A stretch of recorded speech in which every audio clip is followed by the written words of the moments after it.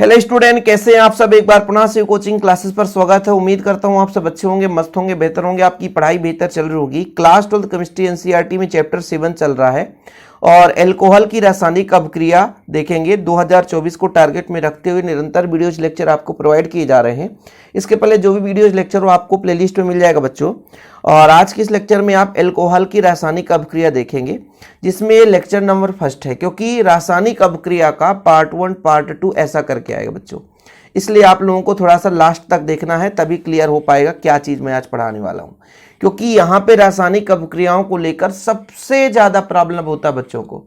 रासायनिक अभिक्रिया को यदि आप अच्छे तरीके से नहीं समझते हैं, इसका रिवाइज नहीं करते हैं, तो फिर हमेशा हमेशा के लिए ये आपसे कभी नहीं बनेगा। कितना भी पढ़ लो ना, ये मेन रूप से मुद्दा रहता है कि कितना आप इस पे समय देते हैं और इसका रिवीजन कितना करते हैं। जैसे आज मैं मान लीजिए 3 अभिक्रिया पढ़ा दिया। 3 अभिक्रिया को आप आज पढ़ो, कल सुबह भी पढ़ो, शाम को पढ़ो, परसों भी पढ़ो। एक बार रिवीजन करना है। आज आप 1 घंटे लगाओगे, कल 10 मिनट लगाओ, फिर 5 ही मिनट लगाओ, फिर अगले दिन 3 ही मिनट उसको देखो, लेकिन देखो जरूर। 2-4 दिन जब आप देखते हो तो समझ में आता है कि ऐसी रिएक्शन होती है। सबसे पहले हम बात करते हैं एल्कोहल की। तो एल्कोहल का मतलब होता है ROH।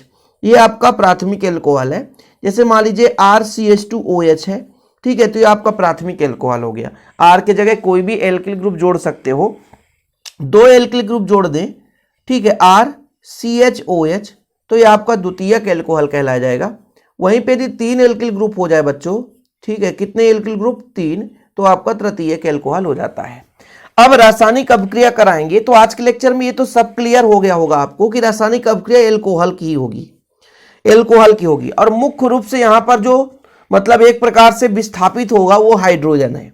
ये हाइड्रोजन और ऑक्सीजन के बीच उतना प्रबल बंध नहीं है, तो इसको तोड़ना थोड़ा सा आसान होता है।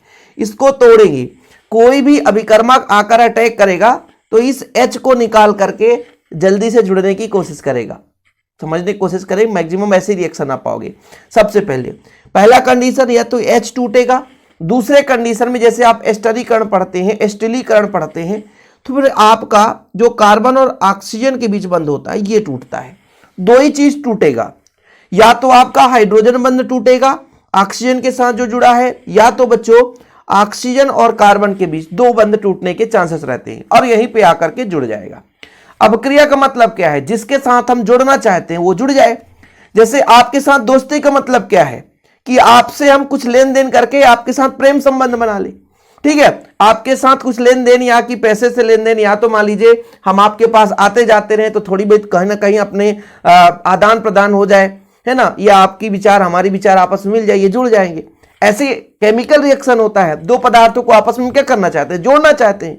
तो जुड़ेगा कब? जब टूटेगा। भाई आपके घर में 10 कुर्सी हैं, फुल फिल है, तो भैया कोई उठेगा तभी तो वहां पर आके कोई नया व्यक्ति बैठेगा। जैसे यहां से हाइड्रोजन हटेगा, मान लीजिए सोडियम आके जुड़ गया, सोडियम एल्काक्साइड बना लेगा। कहने का मतलब, या तो फिर OH ग्रुप हट गया तो कोई दूसरा ग्रुप आकर ऐड हो गया, इस तरीके से। जिसमें से पहला नंबर आज अभिक्रिया है धातु हाइड्राइड। धातु हाइड्राइड जैसे मान लीजिए सोडियम हाइड्राइड हो गया, ये सोडियम हाइड्राइड हो गया। दूसरा बच्चों एमाइड, जैसे सोडियम एमाइड, सोडियम एमाइड का हो जाएगा सोडामाइड जिसे बोलते हैं NaNH2, ये सोडामाइड है, ठीक है। इसके बाद ग्रिग्नार्ड अभिकर्मक, तीसरे नंबर में ग्रिग्नार्ड अभिकर्मक, इसका मतलब होता है RMgX। R के जगह आप CH3 जोड़ दो, Mg की जगह मैग्नीशियम, X की जगह आयोडीन। और भी आप कुछ जोड़ सकते हो, इसका मतलब ये नहीं कि मैंने जो बोला वही है। जैसे मैंने सोडामाइड लिया बच्चों, इसके जगह और भी कोई हाइड्राइड ले सकते हो जो आपके सिलेबस में है। उतना चीज मैं करा रहा हूं, ठीक है, जो आपके सिलेबस में वो चीज सोच रहा हूं कराने के लिए। अब जैसे मैं आपसे कह दूं कि R की जगह मैं C2H5 ले लूं तो बिल्कुल ले सकता हूं। I की जगह मैं Br ले लूं तो फिर ये क्या हो जाएगा? Ethyl magnesium bromide. इसका नाम क्या था? Methyl magnesium iodide. इसका नाम क्या है? Ethyl magnesium bromide. तो ये चीजें आपको समझना पड़ेगा और ध्यान देना पड़ेगा। तो चलिए शुरू करते हैं क्रिया। जैसे हम कोई भी एल्कोहल ले लेते हैं, धातु हाइड्राइड, एमाइड एवं ग्रिग्नार्ड अभिकर्मक एल्कोहल के साथ क्रिया करके हाइड्रोजन विस्थापित करते हैं। मतलब तीनों अभिक्रिया में हाइड्रोजन निकलने के चांसेस रहते हैं। चलिए हम अब क्रिया कराते हैं। सबसे पहले हम किससे क्रिया कराएंगे बच्चों? धातु हाइड्राइड से। हमारे पास एल्कोहल है, जैसे यहां पर मैं कह दिया कि मेरे पास C2H5OH है, ये क्या है बच्चों, ये है आपका एथिल एल्कोहल।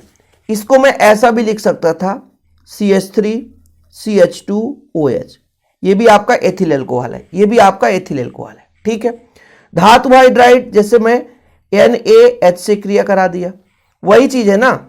और चाहे एमाइड लेता, सोडामाइड NaNH2, तो ये सोडामाइड है, इनकी क्रिया कराता। तो ये क्रिया कैसे करते, आपको मैंने बताया सबसे बढ़िया कि यहां से हाइड्रोजन निकलेगा, टूटने का चांस सबसे ज्यादा, और H से जुड़कर H2 बनाया। ठीक है, पहली बात, जब भी ये धातु हाइड्राइड से क्रिया करता है तो हाइड्रोजन गैस विस्थापित होता है। क्या बच्चों, हाइड्रोजन गैस। अब ये H निकलेगा तो यहां पे ये H के साथ जुड़ जाएगा। तीसरे कंडीशन में ये है, मान लो CH3 है, CH2OH है, और इस बार हम ग्रिग्नार्ड अभिकर्मक से क्रिया करा दें। जैसे यहाँ पे CH3 है, Mg है और क्लोरीन जोड़ दिए। अब इस बार H निकलेगा तो ये यहाँ पे इसके साथ जुड़ जाएगा। तीनों सेम रिएक्शन है ना, इधर उधर कुछ नहीं। मैंने कहा ना, बंध टूटने का चांस हाइड्रोजन के साथ। अब देखो, जब ये H निकल जाएगा तो बचेगा कितना, C2H5 बचेगा, C2H5 बचेगा। O है तो वो रहने दो, सोडियम है तो सोडियम रहने दो। अभी मैं सिर्फ बात कर रहा हूं मुद्दे की, क्या बच रहा है, और हाइड्रोजन गैस अलग हो गया। ठीक है सर, अगले स्टेप में CH3CH2OH है, तो यहां से आपका H निकल गया, मतलब इससे H निकला तो क्या बचा, CH3 बचा, CH2, C2H5 में कर सकता था डायरेक्ट। फिर बच्चों आपका हो गया O, तो O हो गया। फिर यहां पे H जो निकल जाएगा, सोडियम फिर से जुड़ जाएगा। ये देखिए, ये आपका सोडियम एथाक्साइड है, ये भी सोडियम एथाक्साइड है।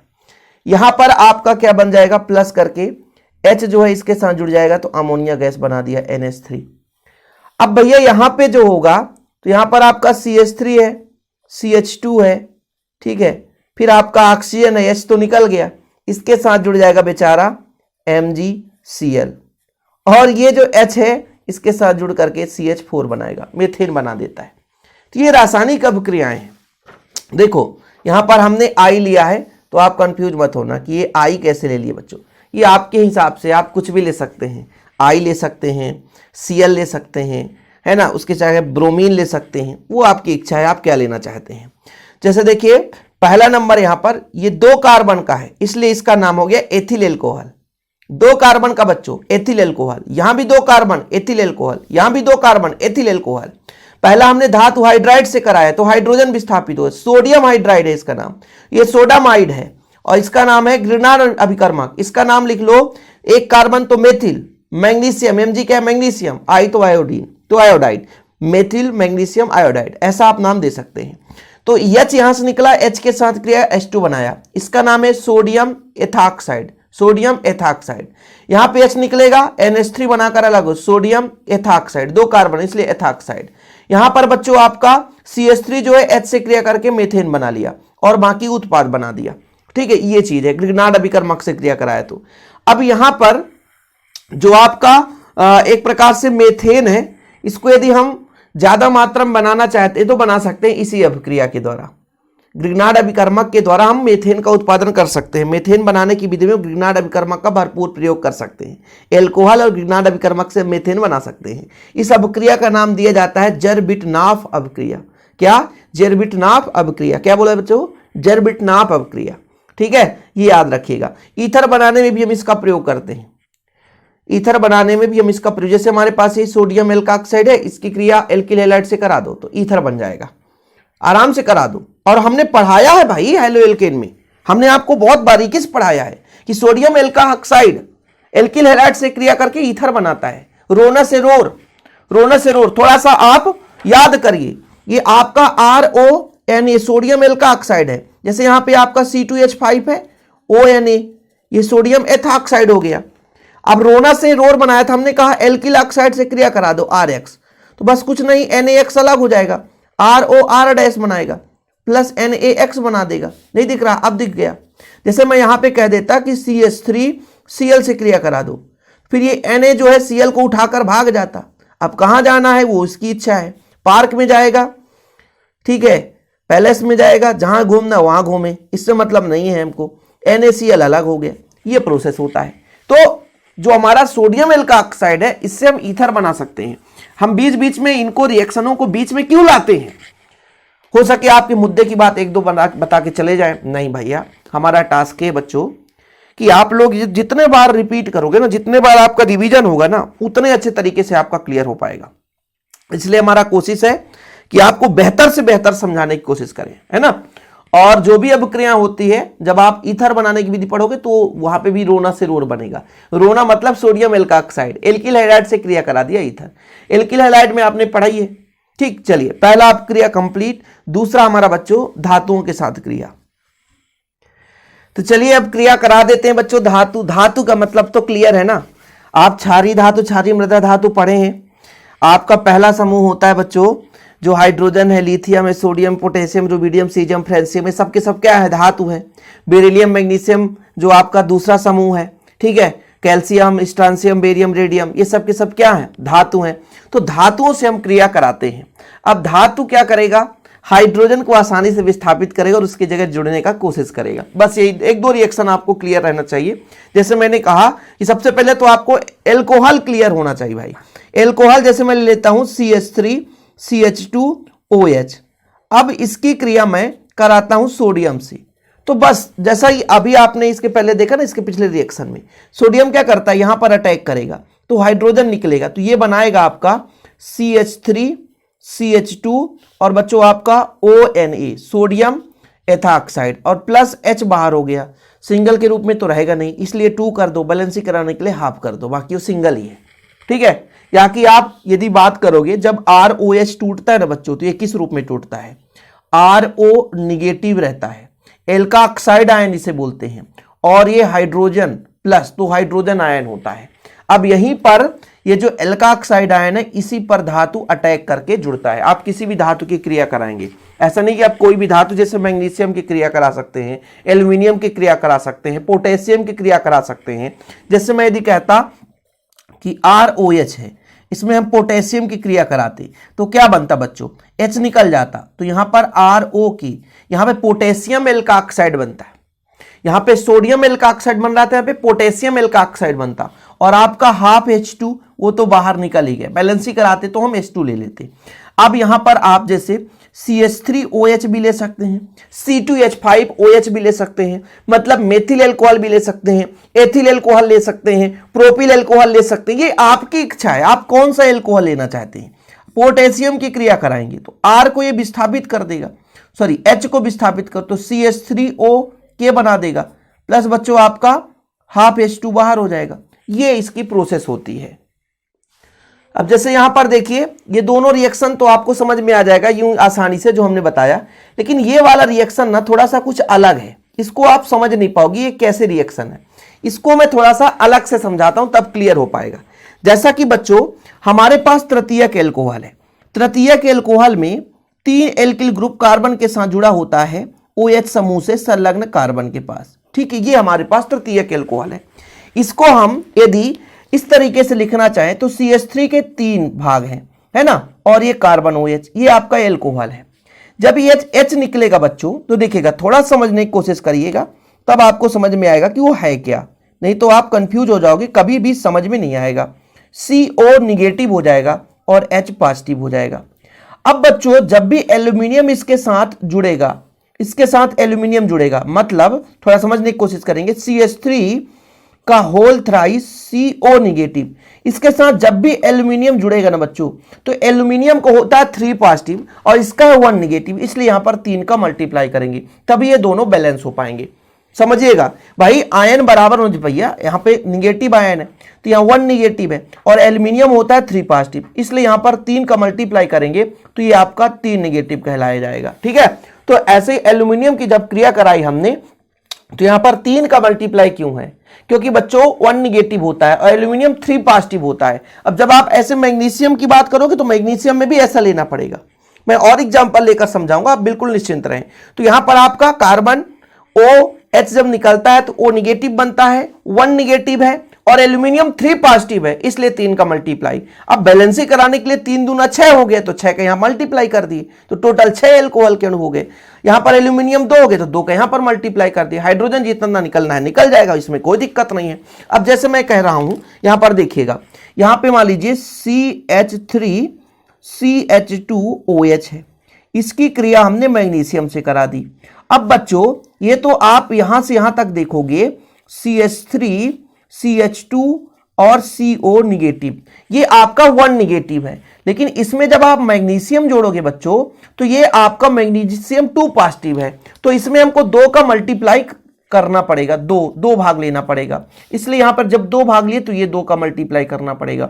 बाकी हाइड्रोजन H2 के रूप में निकाल ही सकते हो, ये चीज होता है। क्यों? क्योंकि मैग्नीशियम 2 पॉजिटिव होता है और जो एल्का ऑक्साइड होता है बच्चों, ये 1 निगेटिव आयन होता है। तो जब आप मैग्नीशियम से कराओगे और ऐसे कैल्शियम से कराओगे तो आपको 2 का, यहां पे जैसे एल्यूमिनियम 3 पॉजिटिव होता है, इसलिए 3 भाग इसको लिए हैं, 1 निगेटिव और 3 पॉजिटिव। ये तो बराबर नहीं है, तो 3 का मल्टीप्लाई कर दिए तो 3 निगेटिव 3 पॉजिटिव। किसी भी यौगिक में धनायन और ऋणायन दोनों समान होंगे भाई। जिस प्रकार से आप विलोपन विधि तैयार करते हैं, ये समीकरण 1 में 3 का गुणा, समीकरण 2 में 2 का गुणा, और फिर x के मान के या y के मान को बराबर करते हैं, ऐसे यहां पर भैया धनात्मक भाग और ऋणात्मक भाग के मान को बराबर करेंगे, तभी यहां पर कोई भी रिएक्शन संपन्न हो पाता है। बच्चों क्लियर है? धातुओं से क्रिया बन जाएगा कि नहीं? ऐसे आप कोई भी अभिक्रिया करा सकते हो बच्चों, है ना। आपके सिलेबस में जो भी होगा कोई दिक्कत नहीं, यहां तक क्लियर होना चाहिए। यदि धातुओं के साथ क्रिया की बात करें बच्चों, फिनाल जब आगे पढ़ेंगे, क्योंकि यहां पर मैं हमेशा कहता हूं कि जब रासायनिक अभिक्रिया इस साल कराऊंगा तो साथ में जोड़ता चलूंगा। जैसे फिनाल की रासायनिक अभिक्रिया जब धातुओं के साथ होगी तो यहां पर मैं आपको क्रिया करा दूं, भले ही 2 अभिक्रिया पढ़ो बच्चों, लेकिन उससे जितने संबंधित हो उसको आप रिवीजन करते चलोगे तो आपका क्लियर होता चलेगा। जैसे मैं यहाँ पे फिनाल ले लेता हूं, ठीक है। फिनाल का मतलब क्या है? बेंजीन रिंग से एक हाइड्रोजन निकाल दो तो फेनिल, और वहां पर OH जोड़ दो तो फिनाल। अब जब यहां पर सोडियम की क्रिया कराऊंगा तो सिमिलर रिएक्शन है ना, इसलिए मैं सोचता हूं कि जोड़ता चलूं। अब यहां पर क्या होगा, जैसे मैं फिनाल की बात करता हूं तो ये होता है C6H5OH। जब बच्चों यहां पे जब ये टूटता है तो क्या बनाएगा? C6H5O निगेटिव बनाएगा बच्चों, ठीक है। ये O निगेटिव है और H पॉजिटिव होता है, तो सोडियम किसको प्रतिस्थापित करेगा? हाइड्रोजन को। तो यहां पर ये जब क्रिया होगी बच्चों तो ये हो जाएगा आपका, यहां पे ऑक्सीजन जुड़ा रहेगा और ऑक्सीजन से जुड़ जाएगा सोडियम, तो इसका नाम हो जाएगा सोडियम फिनॉक्साइड। क्या हो जाएगा? Sodium phenoxide. ये कब जब हम एल्कोहल पढ़ाएंगे, फिनॉक्साइड। अभी आप पढ़ रहे हो एल्कोहल, जब हम फिनाल पढ़ाएंगे, जब फिनाल पढ़ाएंगे तब यहां पर ये अपक्रिया फिर से मिलेगा। लेकिन अभी एल्कोहल के साथ जो फिनाल का सिमिलर रिएक्शन है उसके जोड़ने का तात्पर्य यही है। अब जैसे मान लीजिए आप सोडियम के साथ क्रिया कराएं या आप क्षार के साथ क्रिया कराएं तो यही उत्पाद बनेगा।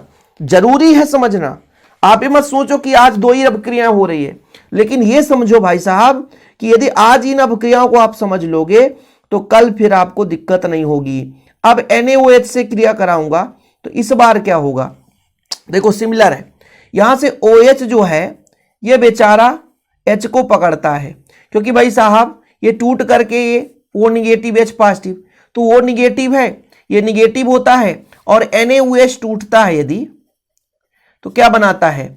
Na पॉजिटिव बनाता है और बच्चों OH निगेटिव बनाता है। तो Na पॉजिटिव बेचारा कहां जाएगा? इस आयन के पास जाएगा, तो बनाएगा, सेम प्रोसेस है, ये आपका हो जाएगा, ठीक है, ONA हो जाएगा बच्चों, और H और OH क्रिया करके H2O बना लेगा। ये अभिक्रिया साथ में इसलिए करा रहा हूं, भले आज 2 ही रिएक्शन समझा रहा हूं, ये रासायनिक अभिक्रिया का पार्ट 1 है। रासायनिक अभिक्रिया में जैसे निर्जलीकरण हो गया, विहाइड्रोजनीकरण हो गया, विक्टर मेयर हो गया, लुकास परीक्षण हो गया, भले एक एक लेक्चर में आपको कराऊंगा, लेकिन मैं कोशिश यही करूंगा कि आप लोगों को बेहतर से बेहतर समझा सकूं। समय लगेगा बच्चों, लेकिन आप लोग प्रॉपर रूप से तैयारी कर पाएंगे। आज के लिए इतना ही। वीडियो पसंद आए तो लाइक करके शेयर कर दें, और इसी राइटिंग का यदि आपको हैंड रिटन नोट्स लेना है तो बच्चों कांटेक्ट नंबर में हमेशा अपना पर्सनल नंबर देता हूं, 9685299149, 9685299149। इस नंबर पर आप कांटेक्ट करके नोट्स ले सकते हैं। आज के लिए इतना ही, मिलते हैं अगली वीडियो के साथ। डिस्क्रिप्शन पे ऐप का लिंक होगा बच्चों, डाउनलोड कर लीजिएगा। जय हिंद, वंदे मातरम।